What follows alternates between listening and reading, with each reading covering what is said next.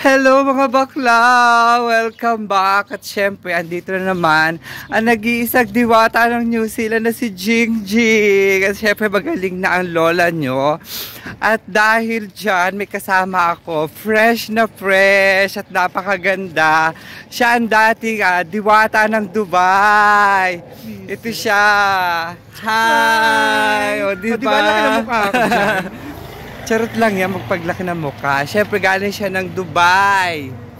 So, interviewin natin siya paano nga ba siya nakarating dito sa Dubai, sa New Zealand.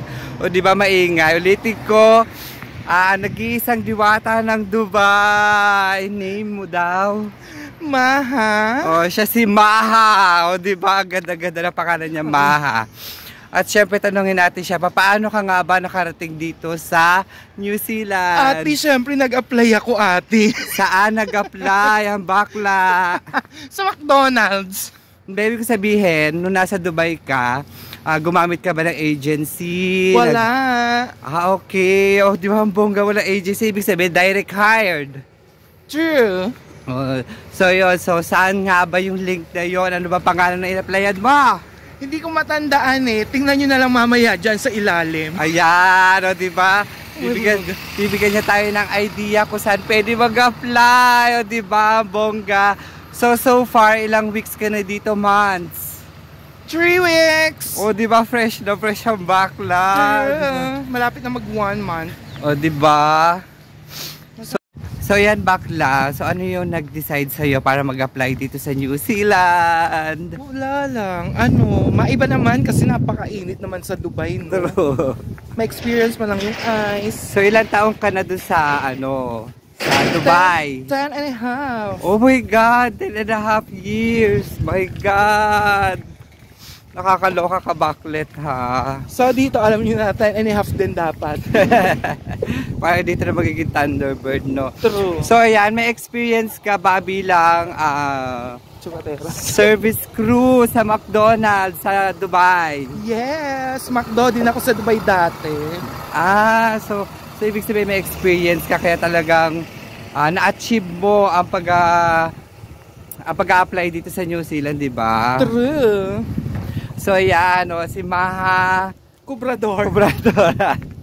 So andito si Maha Cobrador, di ba? Talagang napakalaki niya. So first time ko siya ma-meet kasi lumipat siya doon sa bahay. So nakakatuwa naman, di ba, baklet? So far, anong feeling mo na nandito ka sa New Zealand? Napakasarap sa pakiramdam. Oo, di ba? Mag-pray lang para ma-achieve yung mga goal. True. Tingin muna sa magkabila, baka masagasa at tatawid kami. Di ba ang ganda-ganda ng view dito, baklet? True. So napakaswerte mo naman talaga, as in talaga na-achieve mo ang makarating talaga dito sa New Zealand, di ba? True. Kakaloka. So ano yung mga hiningi sa yung requirements ni employer? Ano lang, medical, police clearance.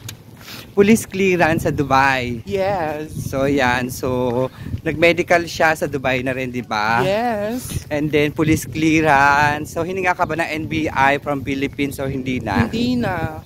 So you are lucky. Police clearance lang ng Dubai, that's it. So, diba? So police clearance in Dubai, passport syempre, and then ano pa ba? Lahat ng gastos. Medical, yeah, hindi sagot ni employer. And then ito pa isa pang tanong, bakla. So nung pagkarating mo dito sa airport ng New Zealand, so ano yung mga dineclare mong dala-dala? Lahat naka-declare. Yan. Ang hindi ko lang alam, bawal pa magdala ng madaming yosi. Ay, ganun. Ilang kahang yosi ang dinala mo? 4 na rim. Kakaloka, 4 na rim. 4 na rim, tapos ang nabigay lang sa akin, 3 pack. Oh my God. Sayang naman yung, ilan yun? 3 rim. 3 rim at saka 7 pack. Oh my God, sayang.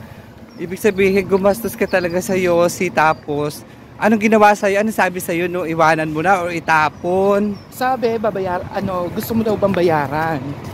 May flight akong hinahabol going dito sa Queenstown. 2 hours lang. Sabi ko, tapo na. Ay, sayang. Tinapon ng sigarilyo. True. Nakakaloka. Sayang na sayang. So, nandito kami sa bus stop. Medyo tatahimik kami kasi maingay. Maraming mga lalaki. Maraming tsaka. Ay, ang cute. Charot na. Ay, ang cute. Ang cute ni Afam. Akala ko, di ba may mga disturbance? So, you are very lucky talaga. As in talaga. May kasama ka ba nung nag-apply ka dito? Or Wala. ibig sabihin, nung pumunta ka dito sa airport, may sumundo ba sa'yo? Oo, sinundo naman ako. Ah, sinundo ka ng employer? Yes. Oh, you are so lucky talaga. Tapos, paano ka nakahanap ng bahay? Pahirapan dahil. So, ibig sabihin, nung pagkarating mo dito sa Katumira? Nag-book ako sa Nomads. Ah, yung backpackers. So, katulad ko rin noon, nag-backpackers din ako. So, ilang weeks ka doon? Ilang days? 2 days lang. Ah, nag 2 days ka lang doon and then nakahanap ka kagad ng Baler. 1 week may kumukup sa akin. Ah, may kumupkup sa'yo ng 1 week. So, magkano yung bayad mo doon? 180. Per week? Yes. Oh my God. May kasama ka doon sa kwarto. Wala, solo. Ay, ang bongga. Diwata ka doon, 180. Diba? So, yan. O, diba? Yung mga taga-Dubai. Say hi mga sa mga taga-Dubai. Hello sa mga taga Dubai dyan. Apply na.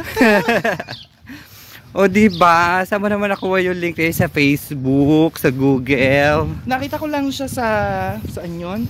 Queenstown Opportunity. Ayan, o, search nyo na ang Queenstown Opportunity dahil dun siya nag-apply, mga bakla. True. O, diba? Wala kayong gagastusin. Medyo malaki lang. Yun lang, medyo. Wala naman siyang placement fee, wala siyang processing fee, at saka walang hidden fee. So as in talaga, ang gagastusin mo lang talaga is yung mga kukuhain mo mga documents, at saka mga medical. At syempre yung flight ticket. Alam mo bakla, nung nagpunta ako dito, as in napakamahal ng ticket ko talaga, as in 105,000 pesos. Diba? Kasi December yun. So magkano yung nagastos mo sa ticket? Ate, yung ticket kong mahal, na doble siya. Ay! Magkano? Ang unang ticket ko, 5,000. 5,000 dirhams. Oo. Oh my God. Tapos, meron siyang stopover sa Melbourne, which is kailangan ng transit visa. Ah, kasi nag 8 hours ka sa Oo, 11 hours yung layover. sa Melbourne. Yes. Ah, kaya kailangan mo ng transit visa. So yun nga yung sinasabi ko sa inyo mga bakla. Mas maganda, mas pipiliin nyo. Wala yung mga layover. True. Kung meron man dapat. Kung meron man, hindi siya lalampas ng 8 hours. Correct. Para at least hindi ka hanapan ng transit visa. O diba, si Baklet, we are so lucky kasi mga direct hire kami. True. So ayan o, si Maha, ang nag-iisang diwata ng Dubai. Na nag-fly Na sa New Zealand. Siyempre, dalawa na kaming diwata ng New Zealand, di ba? Kaloka kayo. Ano ko diwata, ikaw ano ka? Punong babaylan. Kami may mga hawak ng brilyante. O, di ba? So, yan mga bakla. Kung nagustuhan nyo ang video ito, please don't forget to subscribe and hit the bell button notification para updated kayo sa aking mga susunod na mga videos. True. At syempre, ito si Diwata ng New Zealand na si Maha. At syempre, ang nag-iisang diwata ng New Zealand na si Jingjing. Thank you for watching MYMP. Make your mama proud. And I love you all. Bye! Bye!